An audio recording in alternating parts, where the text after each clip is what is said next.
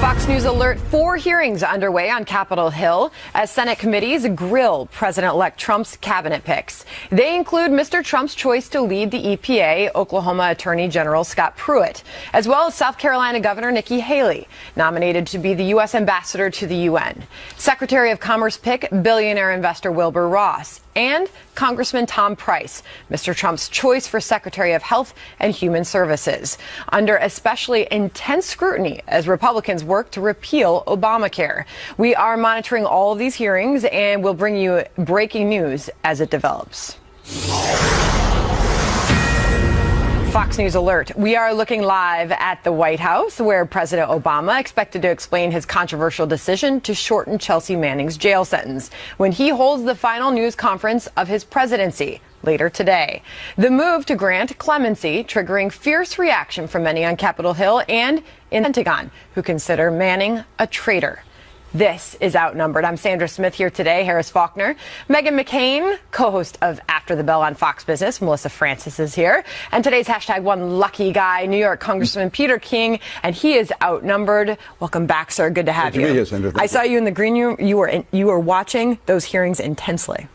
You know, I've served with Tom Price for a number of years. He's really a great guy. My wife is from Atlanta. Her sister's a doctor. She knows Dr. Price. And again, Tom and I, whether we agree on every issue or not, he's one of the most honest, honorable people I know. He knows healthcare inside out. He'll be an outstanding secretary.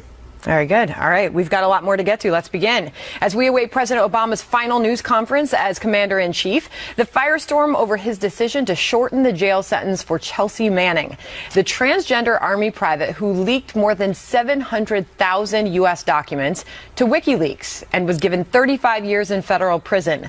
The reaction from lawmakers on both sides, swift and furious. The Republican Speaker of the House, Paul Ryan, saying this is just outrageous. Chelsea Manning's treachery put American lives at risk and exposed some of our nation's most sensitive secrets. This from Senator John McCain. It is a grave mistake that I fear will encourage further acts of espionage and undermine military discipline. And from Senator Marco Rubio, it is shameful that President Obama is siding with lawmakers and the ACLU against the men and women who work every day to defend our nation. Some Democrats also blasting President Obama's decision. I think it's dead wrong. Absolutely dead wrong. This is treason, espionage at the highest level. I'm, for one, not going to be supportive of these types of commutes whatsoever or pardons. I think they're wrong. I have serious concerns about equivocating sentences when national security is at stake. What message do we send for the next person who thinks that they can get a treasure trove of documents, release them because something inspires them to do so? And while the White House is defending the president on this, Fox News is learning that outgoing Defense Secretary Ash Carter, as well as top Army leaders, recommended against the president shortening Manning's sentence. And sources tell us defense officials blame Manning's actions for accelerating the Arab Spring and potentially contributing to the rise of ISIS.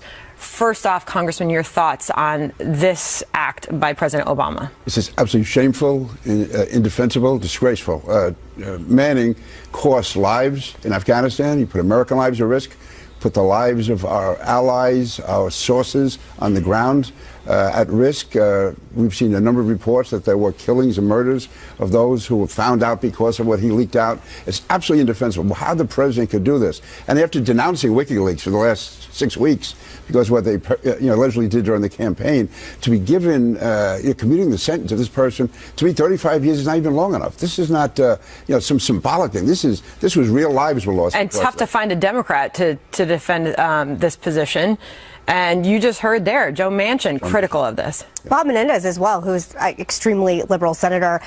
Sometimes I'm glad breaking news like this happens when I'm home alone and not here at work, because I started screaming at my television yesterday afternoon when I was watching the news. To say this is shameful, I don't even think goes further enough. You are condoning people that commit treason. We put our intelligence officers, our troops, our diplomats' lives at risk. As we said, it accelerated the rise of Arab Spring and the rise of ISIS.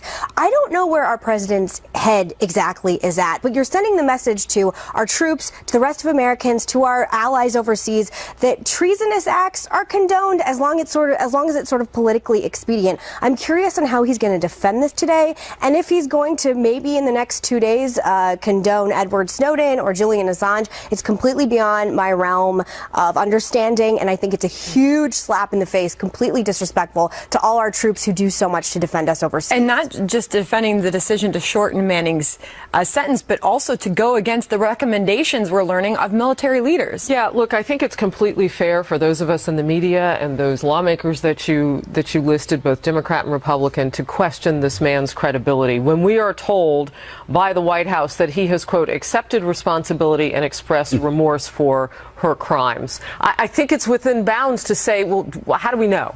Right. Yeah. How do we know that? Like, what is the litmus test for expressing, I express feverishly, I'm remorseful.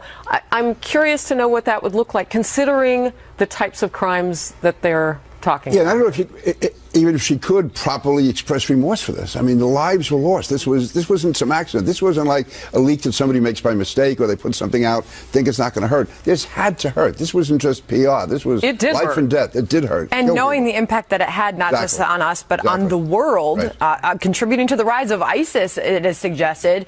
What message does this send to the world, Melissa? I mean, one of the messages it sends is about WikiLeaks. I mean, the administration has spent so much time railing against WikiLeaks and condemning, what we saw during the election and saying Julian Assange was in essence responsible for getting Donald Trump elected. I mean, there's so many Democrats have come out saying basically that the leaks were the things that killed Hillary Clinton.